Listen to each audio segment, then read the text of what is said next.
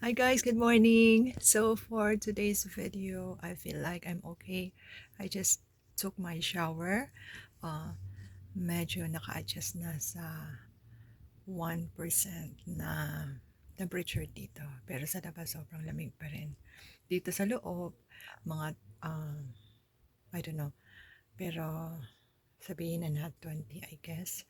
Dito sa loob kasi insulated. So kapag may bahay ka dito, i-on mo yung insulator. Tapos lagay mo siya sa heat mode para uminit yung loob ng bahay. Hindi siya ma-froze dahil 1 degree. And then yung mga sasakyan, syempre sobrang lamig. So, paiinitin mo rin yung upuan.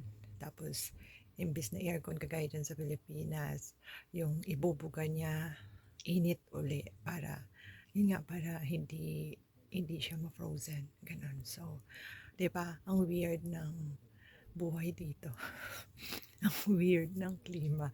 So, ibang-iba sa Pilipinas. But, sabi ko nga, nagbibigay lang ako ng information kung paano yung buhay ko dito as panyaga. Okay, so, kung may maganda akong trabaho, syempre sa Pilipinas, dyan na lang ako, hindi na ako aalis. Pero, hindi ko rin talaga pinangarap na pumunta dito. Wala talaga negative din. Pero, yun nga, yung sigad, grabe kapag nagbigay sa'yo ng biyaya. Yung ganun, liglig, siksik at umaapaw. Hindi ganun kadali na magkaroon din ng asawa na banyaga. Siyempre, maraming adjustment kasi napaka-straightforward nila. So, kailangan maging honest ka.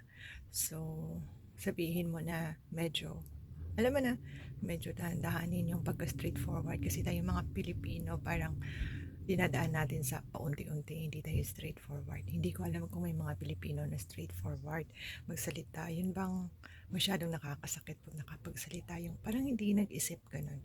So ako, I am very sensitive pagdating sa mga sinasabi ko kasi you might offend someone. Ayun, so marami akong nararanasan dyan sa Pilipinas lalo. Marami akong nararanasan kasi alam mo yon. So, nag-pause ako kasi dumating yung kinaiinisan ko siya ngayon, yung asawa ko.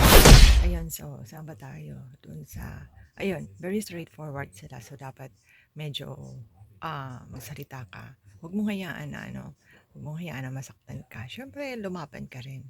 Huwag lumaban sa magandang paraan. Yung sabihin mo na hindi ka sanay sa pagiging straightforward, sabihin mo unti-unti. Ayan. So, hindi naman tayo sinungaling or hindi naman tayo yung plastikan.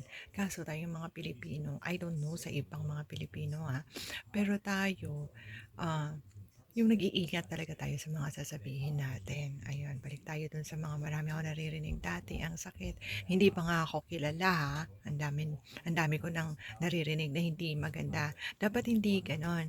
My God. Pag hindi nyo kilala yung tao, huwag kayong magsabi ng hindi maganda. Kailangan kilalanin nyo muna. Kasi alam mo yun, malay nyo nakakasakit pala kayo nang hindi nyo sinasadya.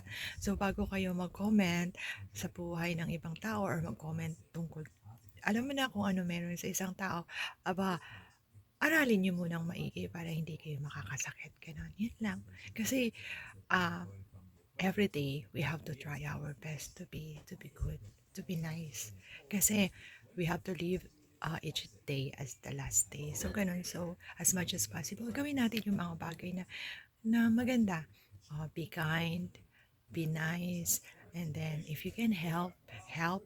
If you can share, share. Kasi pagdating lalo sa pera, mabilis naman siyang gawa ng paraan. Pero yung, I don't know kung madamot ka, yung hindi ka marunong mag-share, I don't know. Based sa mga kakilala ko dyan sa mga Pilipinas, yung talagang mga mababait, yung mga mahilig mag-share, yung mga mahilig tumulong, sila talaga yung umaapaw yung blessings. Yun. Based lang yan sa experience ko guys, depende sa inyo, hindi ko alam. Pero based sa experience ko, ganun. Alam mo yun, yung ang dami kong mga kakilala na ganun, especially yung mga closest friend ko.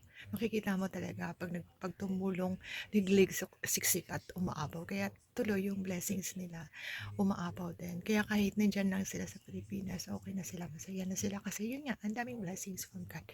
So, ganun. So, balik tayo ng buhay ko dito. Bali, um, uulitin ko ulit kung kailangan nyo talagang mag-abroad.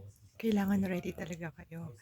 So, tapos pag nandito na kayo, kailangan nyo talagang mag-ipon. Mag-ipon talaga. Yun. Mag-ipon kayo, okay? Pero wag naman to the extent na parang napakadamot nyo na, parang hindi na unwilling to share na kayo. Alam mo yun? Kasi kapag gano'n, nakikita din yun ni God eh.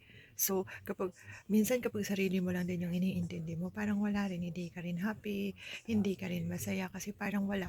Parang, ang nangyayari kapag maganda yung trabaho mo, kunyari, tapos malakas sweldo mo, tapos parang sarili mo lang iniisip mo. Alam mo yung, hindi ko alam, but kapag tumulong ka, kahit hindi ka ganon, kahit hindi ka ganon kayaman, kapag tumulong ka, kahit tama lang yung pera mo, at tumulong ka, alam mo yung parang yung balik mas malaki, mas maganda ganon, tapos masaya pa. Tapos syempre yung mga tao, yung may isip nila yung kagandahan ng puso mo. So ganon. So kung umaangat na kayo sa buhay, like for example nandito na kayo, wag niyong hayaang ah, lamunin kayo ng pera. Kumbaga, kung mas naging successful kayo dito, dapat mas better kayo.